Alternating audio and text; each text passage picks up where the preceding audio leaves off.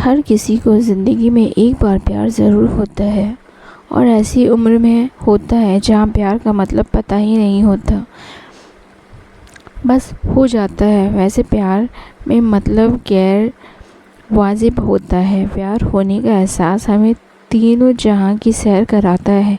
हम ख्वाबों में अपनी दुनिया बसा लेते हैं।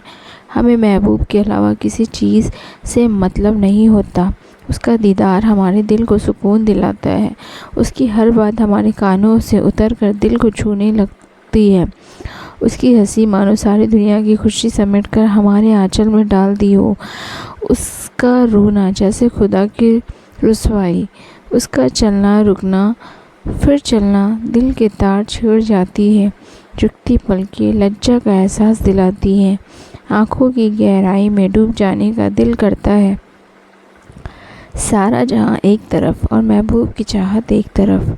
कुछ ऐसा ही हुआ था मेरे जीवन में। उन दिनों मैं अपनी नई जॉब की सेवा में थी तो छोटी डिस्ट्रीब्यूशन कंपनी अकाउंट असिस्टेंट की जॉब में वैसे कोई चैलेंज नहीं था। टाइम पे आना, टाइम पे जाना, टाइम पे खाना, सुकून भरी ज़िंदगी थी। लंच टाइम के बाद टहलने के लिए काफ़ी वक्त मिलता था। कुछ महीने बीत गए। एक दिन अचानक मेरी नज़र ऑफिस के बाहर एक लड़की पर पड़ी। मेरा लंच टाइम और उसका वहाँ से गोइंग टाइम लगभग एक ही था। मैंने कभी गौर से उसको देखा नहीं, लेकिन आज अचानक नज़रें मिली और लगा सारा जहाँ मिल गया। फिर ये सिलसिला चलता रहा। प्यार व्यार कुछ पता नहीं था। उसका दीदार मेरी ज़िंदगी बन गई थी। एक दिन भरत तेरे पास आया।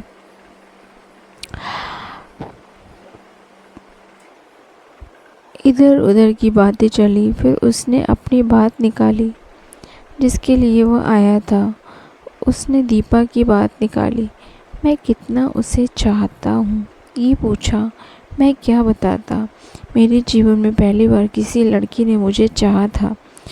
वह एहसास मेरे लिए किसी धन दौलत से कम नहीं था। कोई लड़की ने मुझे मिलने की इच्छा जताई थी। उसी दिन शाम को फ़ोन आया। आवाज़ में अजीब सी घबराहट थी, बातों में कंपन थी। उसने अपना नाम बताया। फिर मिलने की बात हुई। शायद वह शुक्रवार था। सुबह मैं जल्दी उठ गया, तैयारी कर ली। पिताजी के लिए और मेरे लिए एक ही वक्त में लंच बॉक्स माँ बनती थी। मेरे जल्दी उठने के कारण पूछने पर ऑफिस का नाम बताया। आज मुझे उसे मिलना था। ज़्यादा वक्त जाया किए बिना मैं घर से निकल गया। बस की बजाय मैंने ऑटो से जाना पसंद किया। 20-25 मिनट में मैं टाइप राइटिंग कमर्शियल इंस्टीट्यूट पहुंच गया। सुबह की 8:30 बजने में और 5 मिनट बाकी थे और वह बाहर आई। साथी सहेलियों को उसने बाय किया। उसके चेहरे पर घबराहट साफ नज़र आ रही थी। मैं कुछ कदम चला, फिर उसने साथ दिया। थोड़ी दूर जाकर एक कोने पर मैंने अपने चाहत का इजहार किया। उसने भी चाहत में हामी भरी। फिर उस दिन शाम को उसने फ़ोन किया। मोबाइल नहीं थे, ना ही उसका कोई नंबर मेरे पास था। बस उसका मुंह भोला भाई था। भरत मेरे लिए तो उससे मिलना जितना मुश्किल था उतना ही आसान था। मैं अपना लंच जल्दी लेने लगा। फिर वॉशरूम जाने के बहाने हम लोग 5 मिनट के लिए सही रोज़ मिलने लगे। नज़दीक ही कोई इंडस्ट्री में वो काम करती थी। आप इसे प्यार कह सकते हो या नहीं ये मुझे पता नहीं, लेकिन वो प्यार भरा एहसास ज़िंदगी बना देता है। उसकी सहेलियों को ये बात पता चली। कहीं घूमने का प्रोग्राम बनाता था तो जुहू बीच जाने की बात हुई। उस दिन हम लोग खूब घूमे, ढेर सारी बातें हुई। मौज मस्ती में शाम ढलने लगी तो पाँव वहीं रुक गए, लेकिन जाना तो ज़रूरी था। हम साथ चले लेकिन हम सफ़र ना हो पाए। दिवाली की सुबह सारी हमारी कंपनी चालू थी। सबको बोनस और मिठाइयाँ मिलने वाली थी। नए कपड़े पहनकर मैं भी ऑफिस पहुंचा। दीपा की छुट्टी थी। मौका पाकर एक मिठाई मैंने उसे खिलाई। वह दिन अच्छा चला गया। हम ऑफिस से निकल ही रहे थे तो फ़ोन की रिंग बजी। मैंने फ़ोन उठाया। बड़ी दर्द भरी आवाज़ में उसने कल की मुलाकात की तारीख तय की। उसकी परेशानी उसकी बातों से मेरे दिल तक पहुंच रही थी। आज हवा का रुख बदला बदला नज़र आ रहा था। कल के फ़ोन कॉल को लेकर मैं रात भर ठीक से सो नहीं पाया। इसके कारण सर चढ़ा हुआ था।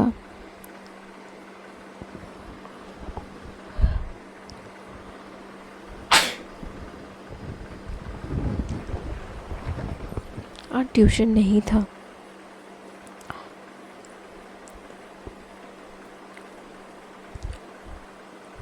कुछ ही देर में वह आई। फिर हम एक होटल में चाय पीने बैठ गए। हम फिर नहीं मिलेंगे। घर पर पता चल गया है मेरी बड़ी बहन ने रेलवे ट्रैक पर इसी चक्कर में सुसाइड किया था। मुझे तो कुछ पूछने का या कुछ बताने का मौका ही नहीं मिला, ना तो कुछ बात बन पाई। वह चली गई। मैंने उसे रोका भी नहीं। वह क्यों चली गई मुझे पता नहीं। कल रात उसके घर में क्या बात हुई मुझे पता नहीं, और क्या कारण था मुझे पता नहीं। लेकिन मैं इतना दावे के साथ कह सकता हूँ कि वह मुझे प्यार करती थी। वह मेरे घर भी जाकर चली गई थी। मेरा तो मुझे पता नहीं, लेकिन उसका प्यार सच्चा था। ये मेरा पहला प्यार अब अधूरी प्रेम कहानी बन गया है। आज मैं लिख रहा हूँ, उस पुरानी यादों में खो चुका हूँ।